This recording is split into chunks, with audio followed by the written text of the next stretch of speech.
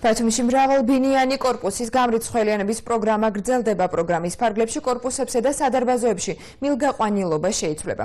სამუშაოების მიმდინარეობას დღეს ბათუმის მერი გიორგი ერმაკოვი გაეცნო. მერის თქმით, წყლის ახალი სისტემა დანაკარგებს შეამცირებს.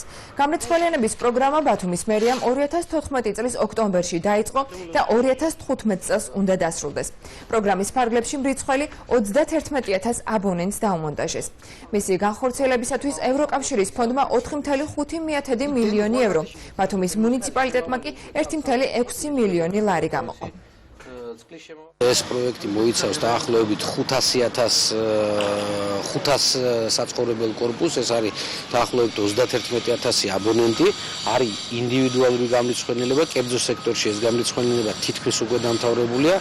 ეს საშუალებას მოგცემს შევინარჩუნოთ წყლის დებეტი, თავისთავად ეს ყაირათიან ხარჯვაში გამოიყენება და მიზნობრივად იქნება უკვე წყლის რესურსი გამოყენებული და მოსახლეობას ექნება საშუალება გადაიხადოს ღირებულება მის მიერ დახარჯული, თქვა, წყლის რესურსის